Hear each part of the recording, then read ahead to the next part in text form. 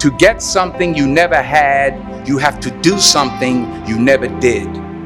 It says, imagine you're on your deathbed, and standing around your deathbed are the ghosts representing your unfulfilled potential.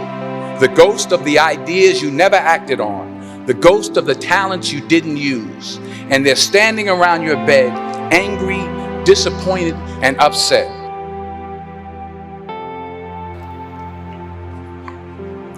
So I had to be here. I had to come. Even though I was afraid I might make a fool of myself. In fact, if you really want to know the truth, I had to come exactly because I might make a fool of myself.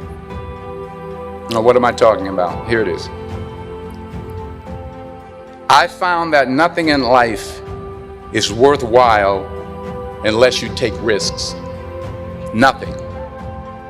Nelson Mandela said, there is no passion to be found playing small and settling for a life that's less than the one you're capable of living.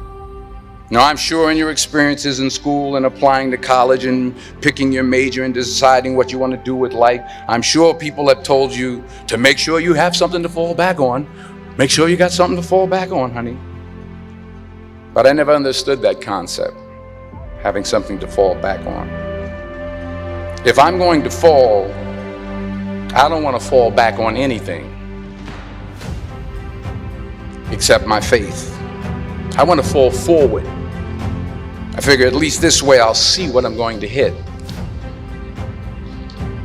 Fall forward. This is what I mean. Reggie Jackson struck out 2,600 times in his career, the most in the history of baseball. But you don't hear about the strikeouts. People remember the home runs. Fall forward. Thomas Edison conducted 1,000 failed experiments. Did you know that? I didn't know that. Because the 1,001st was the light bulb. Fall forward. Every failed experiment is one step closer to success. You've got to take risks, and I'm sure you've probably heard that before, but I want to talk to you about why that's so important. You will fail at some point in your life. Accept it. You will lose. You will embarrass yourself. You will suck at something. There's no doubt about it. In the acting business, you fail all the time. Early on in my career, I auditioned for a part in a Broadway musical. Perfect role for me, I thought, except for the fact that I can't sing. So I'm in the wings. I'm about to go on stage, but the guy in front of me, he's singing like Pavarotti. He's just, and he's just going on and on and on. And I'm just shrinking. I'm getting smaller and smaller. So they say, oh, thank you very much, and you'll be hearing from us. So I come out with my little sheet music, and it was Just My Imagination by the Temptations. That's what I came up with. So I hand it to the accompanist, and she looks at it and looks at me and looks out at the director and was like, hi. So I start, I'm gonna sing. I'm like, it's just my imagination. Running. They say, oh yeah, thank you very much, Mr. Washington. Thank you. So I assumed I didn't get the job. But the next part of the audition, he called me back. The next part of the audition is the acting part of the audition. Now I'm like, hey, okay, maybe I can't sing, but I know I can act. So they pair me with this guy, and again, I didn't know about musical theater. And musical theater is big, so they can reach everyone all the way in the back of the stadium. And I'm more from a realistic, naturalistic kind of acting where you actually talk to the person next to you. So I don't know what my line was. My line was, well, hand me the cup. And his line was, well, I will hand you the cup, my dear. The cup will be there to be handed to you. And I said, oh, okay. Well, should I give you the cup back? Oh, yes, you should give it back to me because you know that is my cup and it should be given back to me. I didn't get the job. But here's the thing. I didn't quit. I didn't fall back. I walked out of there to prepare for the next audition, and the next audition, and the next audition. I prayed. I prayed, and I prayed. But I continued to fail, and fail, and fail. But it didn't matter, because you know what? There's an old saying, you hang around the barbershop long enough, sooner or later you're going to get a haircut. So you will catch a break, and I did catch a break. Last year, I did a play called Fences on Broadway. Someone talked about it. Won the Tony Award.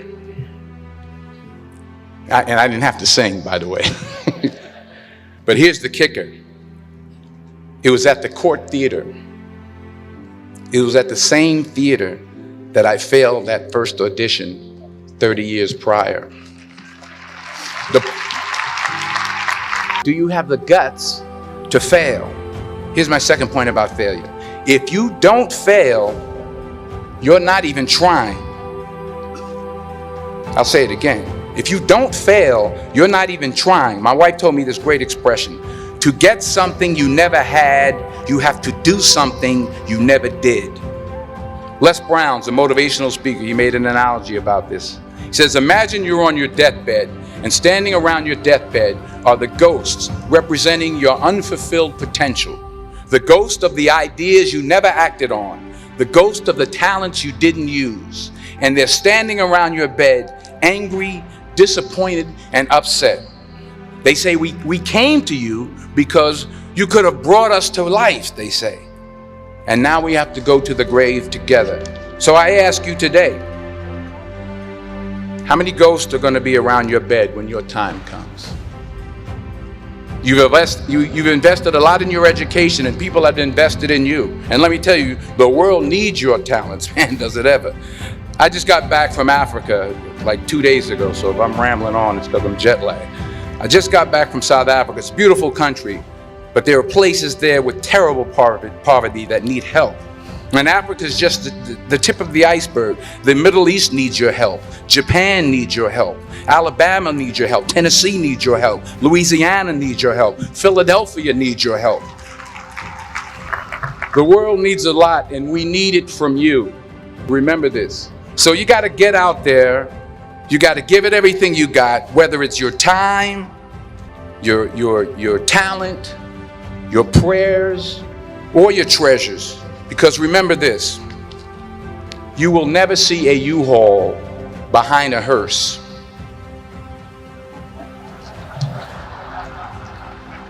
I'll say it again. You will never see a U-Haul behind a hearse. You can't take it with you.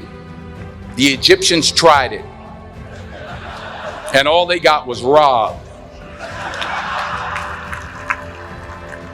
So the question is, what are you going to do with what you have? I'm not talking about how much you have. Some of you are business majors. Some of you are theologians, nurses, sociologists. Some of you have money. Some of you have patience. Some of you have kindness. Some of you have love. Some of you have the gift of long suffering. Whatever it is, whatever your gift is, what are you going to do with what you have? All right, now here's my last point about failure. Sometimes it's the best way to figure out where you're going. Your life will never be a straight path. I began at Fordham University as a pre-med student. I took a course called cardiac morphogenesis. I still can't say it. Cardiac morphogenesis. I couldn't read it. I couldn't say it. I sure couldn't pass it. So then I decided to go into pre-law, then journalism. And with no academic focus, my grades took off in their own direction. Yeah, down.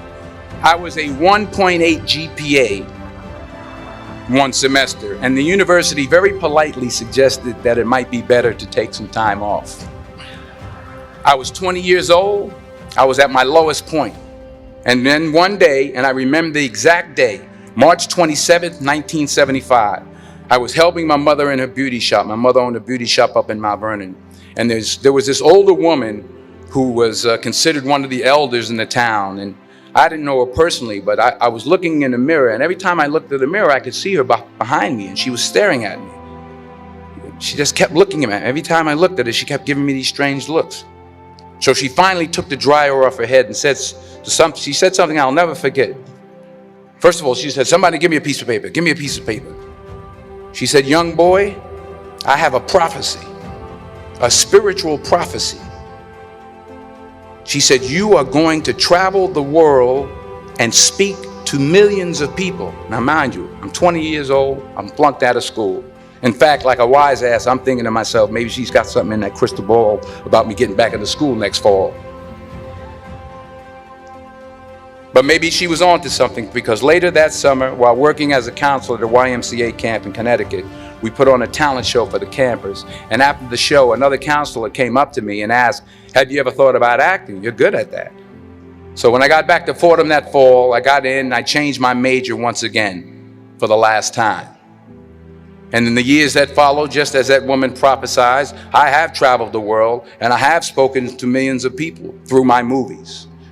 Millions who up till this day couldn't see me, who up till this day I couldn't see while I was talking to them, and they couldn't see me. They could only see the movie. They couldn't see the real me. But I see you today, and I'm encouraged by what I see. And I'm strengthened by what I see. And I love what I see. Taking risk is not just about going for a job. It's also about knowing what you know and what you don't know. It's about being open to people and to ideas. And I can't think of a better message as we send you off today. To not only take risks, but to be open to life, to accept new views, and to be open to new opinions. While it may be frightening, it will also be rewarding. Because the chances you take, the people you meet, the people you love, the faith that you have, that's what's going to define you. Never be discouraged. Never hold back. Give everything you got. And when you fall throughout life, and maybe even tonight after a few many glasses of champagne, remember this: fall forward. Congratulations. I love you. God bless you. I respect you.